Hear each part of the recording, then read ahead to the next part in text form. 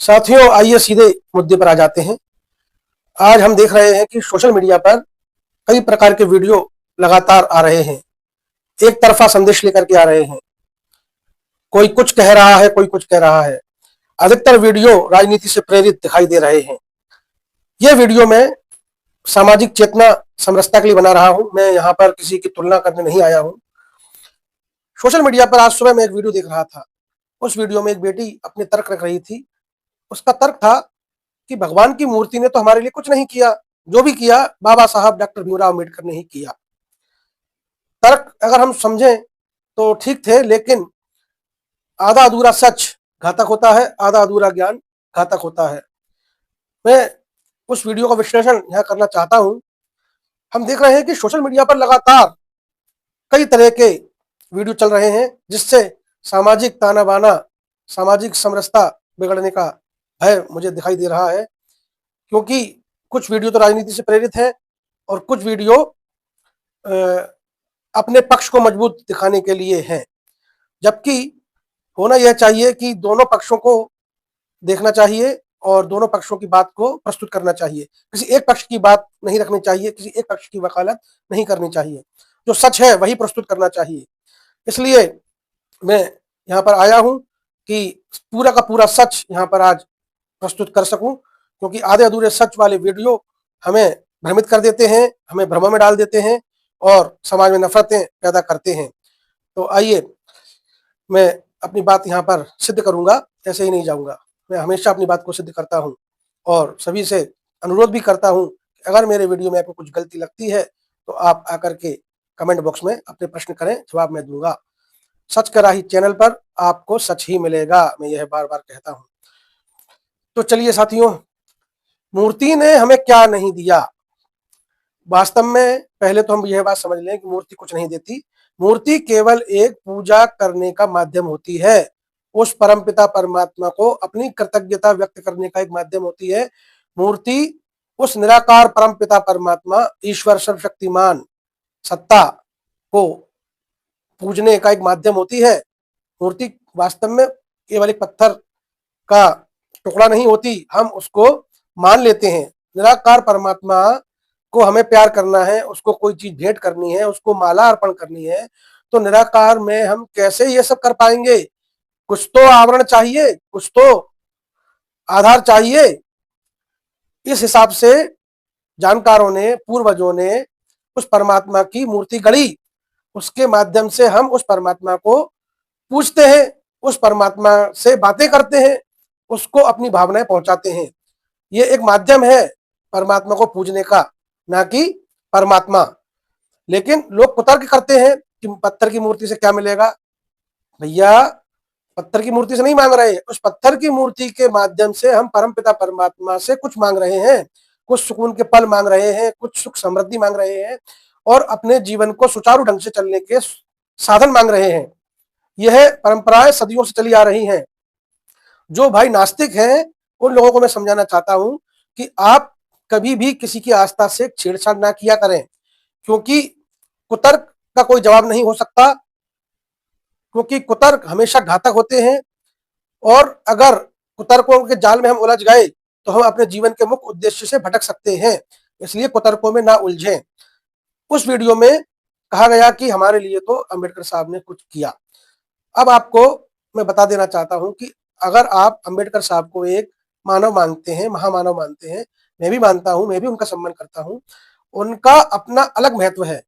Doctor Bhimrao Ambedkar भारतीय संविधान और सामाजिक न्याय के प्रतीक हैं। हमारे भारतीय समाज में उनका एक अलग स्थान है, उनका एक अलग सम्मानजनक स्थान है, उनका एक अलग महत्व है। लेकिन भगवान श्री राम, उनकी मूर्ति या भगवान शिव की मूर्ति या भगवान शिव की जो लिंग प्रतिमा होती है, उसका अपना महत्व है। एक निराकार परमात्मा को पूजने के लिए कुछ ना कुछ माध्यम तो चाहिए। उस माध्यम को हमने मूर्ति के रूप में गढ़ा। अब आप हमारी आस्था के साथ में चोट तो नहीं कर सकते। ये अधिकार तो बाबा साहब ने भी नहीं दिया। बाबा साहब ने तो केवल बुद्ध के धर्म को अपनाया। भगवान बुद्ध ने कहा था कि अप दीपो भव, आप अपने दीपक स्वयं बने, आप अपने ईश्वर को स्वयं खोजें। उन्होंने ना तो ईश्वर को स्वीकार किया और ना ही ईश्वर का इनकार किया। उन्होंने कहा कि अपना ईश्वर खोज लो, हो सकता है ईश्वर है, हो सकता है ईश्वर ना हो, और यह खोज आज भी जारी है। कोई भी साधु संत महात्मा आज तक सबूत प्रस्तुत नहीं कर सका ईश्वर के। यह तो श्रद्धा का विषय है, आत्मा का विषय है और आस्था का विषय है। इसको तो आत्मा से महसूस किया जाता है, साधना के माध्यम से परमात्मा को महसूस किया जाता है। आपको ईश्वर को मानना है मानिए, आपको ईश्वर को नहीं मानना मत मानिए। जिसको खोजना है वो खोजे, जिसको नहीं खोजना वो ना खोजे। ये सब आस्था और विश्वास की बातें हैं। जबकि भगवान श्री राम कौन है? भगवान श्री राम भारतीय संस्कृति और मर्यादा के प्रतीक हैं। उनका अपना स्थान है, उनका अपना महत्व है। हम ना तो डॉक्टर भीमराव अंबेडकर की तुलना भगवान श्री राम से कर सकते हैं और ना भगवान श्री राम की तुलना डॉक्टर भीमराव अंबेडकर से कर सकते हैं। हम भगवान विष्णु का अवतार भगवान श्री राम को मानते हैं, तो क्या हम भगवान श्री राम का अवतार अंबेडकर साहब को नहीं मान सकते? जो भाई ये कहते हैं कि अंबेडकर साहब ने हमको सामाजिक न्याय दिलाया भारतीय संविधान की रचना करके, उससे पहले धर्म ग्रंथों ने हमें सामाजिक न्याय नहीं दिलवाया। मैं आपसे पूछता हूं भाइयों बहनों, हम यह भी तो मान सकते हैं कि उसी भगवान ने प्रसन्न होकर के अंबेडकर साहब के रूप में अवतार लिया और हमको सामाजिक न्याय दिलाया। क्यों नहीं मान सकते? क्या हर बात का सबूत देना होगा? ये तो आस्था का विषय है। अगर भगवान विष्णु के अवतार भगवान श्री राम हो सकते हैं, तो भगवान श्री राम का अवतार अंबेडकर साहब भी हो सकते हैं। बिल्कुल हो सकते हैं, क्यों नहीं हो सकते? इसका भी कोई सबूत नहीं दे सकता कि वो अंबेडकर साहब अवतार नहीं हो सकते, और इसका भी कोई सबूत नहीं दे सकता कि हो सकते हैं। ये तो मानने के ऊपर है। हम सब कुछ मानकर ही तो चल रहे हैं। धर्म ग्रंथ लिखे किसने हैं? हम ही लोगों ने, हमारे पूर्वजों ने, उनके पूर्वजों ने, और हम उनको मानते चले आ रहे हैं। लेकिन अपनी बुद्धि विवेक का हम क्या करें? इसको भी तो लगाओ, इसको भी तो समझो। अगर हम एक पक्ष की बात करें तो भी काम नहीं चलेगा, और अगर हम दूसरे पक्ष की बात करें तो भी काम नहीं चलेगा। हमारे जो ओबीसी, एससी, एसटी और माइनॉरिटी के जो भाई हैं, उन लोगों को संविधान अच्छा लगता है क्योंकि उनको बराबरी का अधिकार दिया है। लेकिन कुछ लोग हैं जो संविधान को नहीं मानते, लेकिन उनके ना मानने से होना क्या है? लेकिन बहुत से भाई हैं जो सवर्ण भाई हैं, वो संविधान का सम्मान करते हैं। लेकिन हमको भी तो उनकी आस्था का सम्मान करना चाहिए। डॉक्टर भीमराव अंबेडकर ने भी ईश्वर को ना तो नकारा ना स्वीकारा। उन्होंने बौद्ध धर्म क्यों अपनाया? क्योंकि बुद्ध भगवान ने कहा, गौतम बुद्ध जी ने कहा कि अप दीपो भव, अपना दीपक स्वयं बने, अपना मार्ग स्वयं चुने। क्योंकि खोज जारी है, अभी तक ईश्वर होने का सबूत किसी के पास नहीं है, और यह सबूत भी नहीं है कि ईश्वर नहीं है, और यह सबूत भी नहीं है कि ईश्वर है। खोज जारी है, सब अपनी अपनी आस्था के अनुसार पूजा कर रहे हैं और आस्था के अनुसार आगे बढ़ रहे हैं। तो हमें किसी के जो आस्था की बातें हैं उसको ठेस पहुंचाने का अधिकार नहीं दिया। डॉक्टर भीमराव अंबेडकर साहब ने भी सबको अपने अपने धर्म के प्रचार की स्वतंत्रता संविधान के तहत दी। सबको अपने अपने धर्म को के प्रचार की स्वतंत्रता दी है, सबको अपनी अपनी अभिव्यक्ति की आजादी दी है। इसलिए डॉक्टर भीमराव अंबेडकर साहब का भी सम्मान है और भगवान श्री राम का भी सम्मान है, क्योंकि सबका अपना अपना भारतीय समाज में एक विशेष योगदान है। भारतीय समाज में जो आनंद की वर्षा हो रही है वो भगवान श्री राम के नाम से ही तो हो रही है, धर्म के नाम पर ही तो हो रही है। हाँ, कुछ लोग धर्म के नाम पर दुरुपयोग करते हैं, राम के नाम का दुरुपयोग करते हैं। उन लोगों की बात मैं नहीं कर रहा, उनको मत देखो, उनकी तरफ मत देखो। लेकिन राम के नाम से कितना प्यार बरसता है। हम एक दूसरे से राम राम करते हैं, एक दूसरे का सम्मान करते हैं। ये आस्था की बात है। राम नाम शुभ शकुन महान, राम के नाम से तो शुभ शकुन हो जाता है। राम के नाम से तो दुख भागते हैं और सुख करीब आते हैं। यह भी अनुभव की बात है। मैं भी मानता हूं, मैं भी जपता हूं, मुझे सुख मिलता है, मन में शांति मिलती है। अब कोई कहे कि आप पाखंडी हो, आप ढोंगी हो, तो कहते रहो, ये तो आस्था का विषय है। मुझे सुख मिलता है राम के नाम से, तो मैं राम का नाम लेता हूं। लेकिन मैं अंबेडकर साहब का सम्मान भी इसलिए करता हूं क्योंकि उन्होंने मुझे अभिव्यक्ति की आजादी दी, जिस आजादी के तहत मैं आपसे आज रूबरू हो रहा हूं, अपनी बात आपसे खुलकर कह पा रहा हूं। इसलिए उनका अपना महत्व है, अंबेडकर साहब का अपना सम्मान है, और भगवान श्री राम के नाम का अपना महत्व है, अपना सम्मान है। हम इनकी तुलना ना करें, हम समाज में गंदगी ना फैलाएं, किसी को बुरा ना करें, किसी को बुरा ना कहें। दोनों का अपना महत्व है। और जो हमारे सवर्ण भाई हैं, उनकी आस्था का केंद्र है भगवान श्री राम, भगवान शिव, अन्य देवी देवता। हम सवर्ण भाइयों की आस्था का केंद्र है।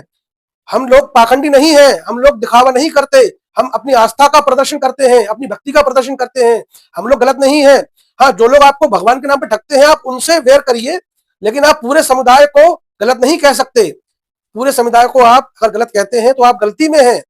आप अपने भगवान डॉक्टर भीमराव अंबेडकर जी का सम्मान करें, हम भी करते हैं, और दूसरों को अपने अपने भगवानों का सम्मान करने दें और उनके सहयोगी बने। आप उनके धर्म का सहयोग करेंगे, उनके मत का सम्मान करेंगे, तो वो भी आपके मत का सम्मान करेंगे, वो भी आपके मत का सहयोग करेंगे, और एक दूसरे के उन्नति में हम लोग एक दूसरे की उन्नति में हम लोग सहयोग करके आगे बढ़ते चले जाएंगे।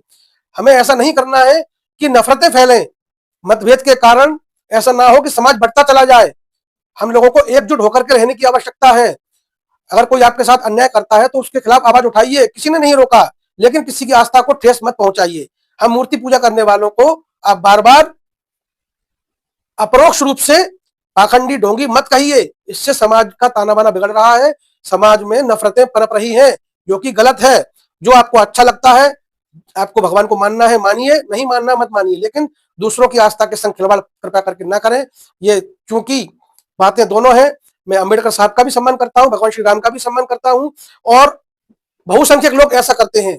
बहुसंख्यक लोग 90% से ज्यादा लोग भगवान श्री राम का भी सम्मान करते हैं और डॉक्टर भीमराव अंबेडकर साहब का भी सम्मान करते हैं। कोई इनके भी तुलना नहीं हो सकती, ये अपनी अपनी जगह पर सभी महत्वपूर्ण है। इन सबका दोनों का अपना अपना महत्व है। तो इस विषय पर मुझे बोलना इसलिए जरूरी था, मैंने इसलिए जरूरी समझा कि बात एक तरफ तो हमारे ओबीसी एससी एसटी भाइयों के हक अधिकारों की है, और हमारे सवर्ण भाइयों के आस्था की भी बात है, और सबसे बड़ी बात मेरे देश की बात है, मेरे देश की एकता अखंडता की बात है। और एकता अखंडता भारत के सम्मान के संग अगर कोई खिलवाड़ करता है, कोई उसको चोट पहुंचाने की बात करता है, तो सच्चा देशभक्त होने के नाते हम सभी को इस विषय पर खुलकर बोलना चाहिए। हमें सबको मिलजुल कर रहना चाहिए। मेरी प्रस्तुति करने का तो यही तरीका है, मैं तो जो समझ में आता है, जैसा मुझे सदगुरुदेव भगवान श्री राम से प्रेरणा होती है, मैं वैसा ही बोलता जाता हूँ। और मैं किसी बात की परवाह इसलिए नहीं करता क्योंकि मैं सच का राही हूँ और मैं सच बोलता हूँ। सच को प्राप्त करने के लिए निकला हूँ, इसलिए सच का राही हूँ, इसलिए मेरे चैनल का नाम सच का राही है। बात में अगर आपको सच्चाई लगती है तो मेरे चैनल को सब्सक्राइब करके मुझसे जुड़े रहें और अपने लोगों तक मेरे वीडियो पहुंचाएं।